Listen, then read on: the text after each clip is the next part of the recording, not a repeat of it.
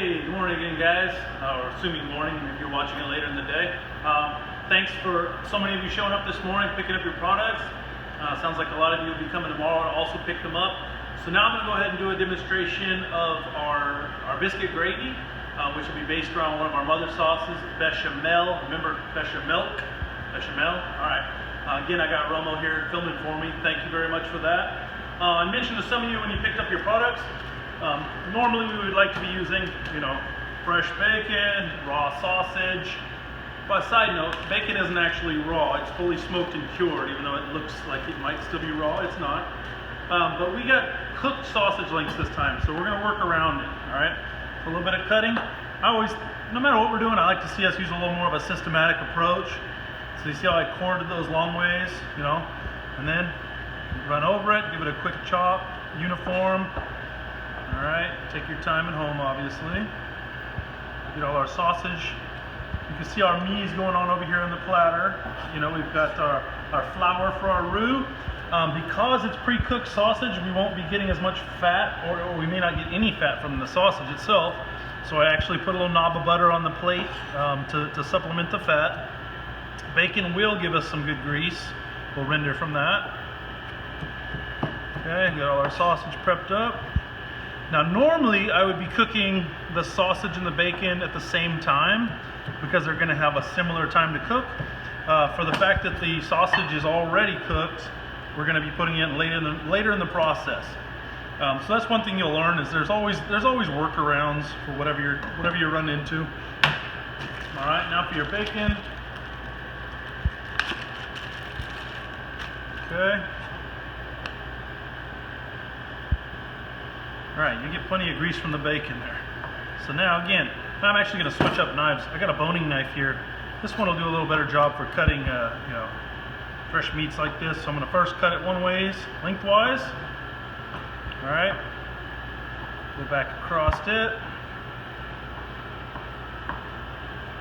And bacon, as it renders, which means as we, sweat the fat out of it, you've seen this before. The bacon itself will become quite a bit smaller. There's so much fat in there that you won't have very big pieces of bacon behind afterwards, but that's fine.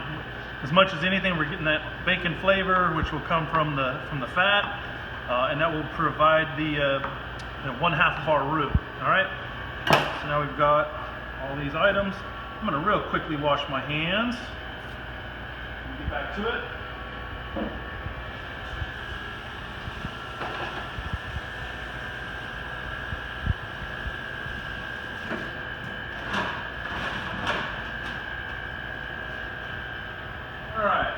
So here we go with our cooking pot or pan. I'm using a sauteuse, which is wider and shorter, mostly so you guys can get a good look inside the pan as it's cooking. Any small saucepan can be just fine. All right, so I got the pan getting hot. You don't want to get it too hot in advance for these items, because with the bacon, again, we don't want it to burn until it's given its fat off. All right, but I did get that thing pre-warmed just a bit, so I wasn't keeping you waiting on heat. Alright, so we got our bacon bits in there.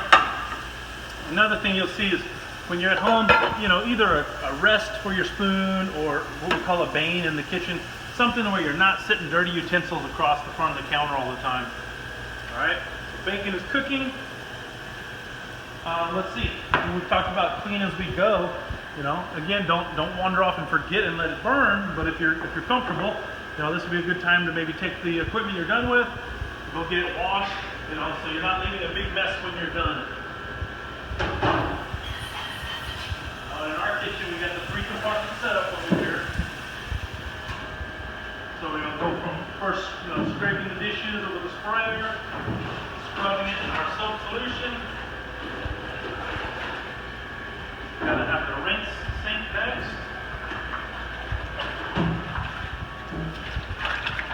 And then we've got our sanitizer, our quaternary ammonium disinfectant, and we'll let them soak in this portion of the cleaning.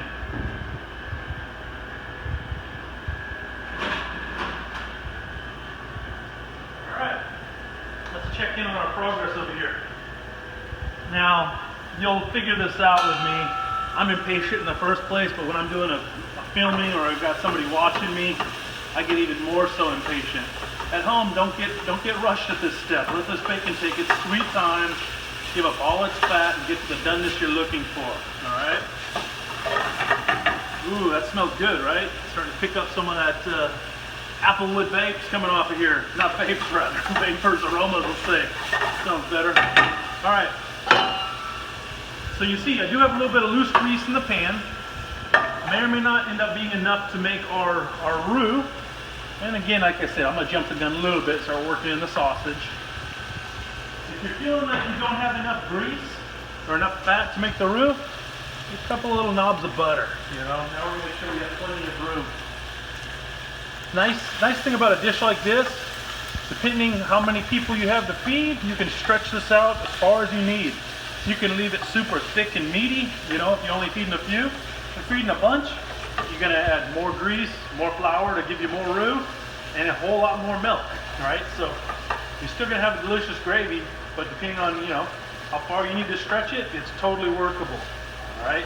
We used to make this at home all the time on Sunday morning growing up, and if, you know, you were the last one to wake up, there might not be much of anything left in the pot, but you know what? You come and add a little more milk to it, allow it to come back to a thickening, you know, and that's kind of what you get. You wake up late, you snooze, you lose, right?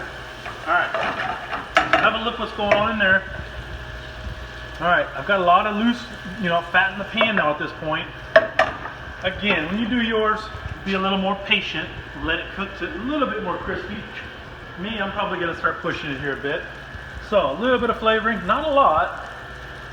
You get a lot of good smoky flavor from the pork meats already, or your turkey products if you're using them. And by the way, if you're using the turkey bacon, you'll most definitely need to add in a bit of butter, or, you know, or some other source of fat, because the turkey bacon just really won't give you that much. All right. So seasoning wise, a little bit of red chili flake, not a lot. That's not supposed to be the dominant flavor. All right, and a little bit of the black pepper.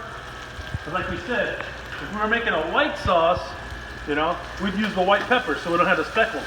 But this is, you know, considered a country gravy, and with country gravy, characteristic to expect the black pepper and maybe even the red pepper flakes in there. All right, it's getting a lot closer to an acceptable look right there. Now we're gonna make a roux. We do this by taking our flour and cooking it in with the fat. Let's see. And again, we've said this is an eyeball. Yes, it's approximately 50-50, but your better way to judge it is gonna be with your eye. You know, when this comes to a paste, like a pasty look, and you don't see so much loose grease bubbling unattended in there, all right? And because that's all the flour I brought forward, I'm gonna say it's good no matter what. It should be pretty close. All right, we don't want this to get too browned up because we're not gonna be making a brown sauce off this, all right? I can see I've got a good amount of roux. You could still put a little more flour to it. Now, because I'm getting ready to add the milk, I'm gonna turn the heat down a little lower and add your milk gradually. When in your kits, I sent you out with 2 milk cartons, and we'll find out right now if that's gonna be enough to do the trick or not, all right? So this is like what you've done at home once already, hopefully, where you made a roux and you added just the water, right, to see the thickening happen. Now that's very thick right now, right? What that tells you is, no, you didn't do anything wrong. It just tells you it's still got a lot more absorbency left in it, all right? So that's 1 cup of milk down. Okay, you watch. You add a little more liquid, we get it diluted out. Okay, still thick, right? So let's see if that second one gets us into the home stretch.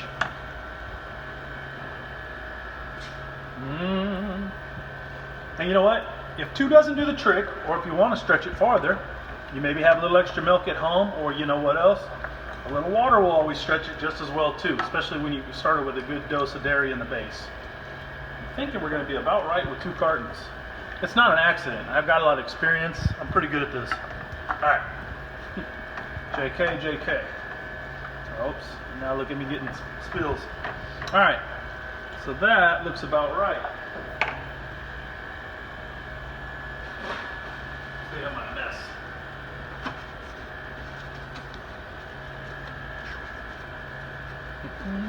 All right. Make another one. All right. So now we're looking at a good gravy consistency. All right. 2 cartons actually ended up being just about perfect. Of course, on your end, it's gonna be determined by about how much flour you use. If you ended up using a little less flour than I did, based on your judgment, then it's gonna probably take up a little, less milk. If you use more, you're gonna be able to stretch this gravy a lot farther. All right, but look at that. You got a nice, consistent gravy. And because, like I said, it's a country gravy, we don't care about having chunks of sausage and bacon, red pepper flakes, or salt and pepper. And then again, when you're really doing it right, you might have made your own homemade buttermilk biscuits. But if not, just as fine. You'll take those canned biscuits I provided, or even on toast, and serve the gravy topped up with it. If you haven't had this before, I look forward to hearing your feedback on how you enjoy it. All right, good luck and thank you.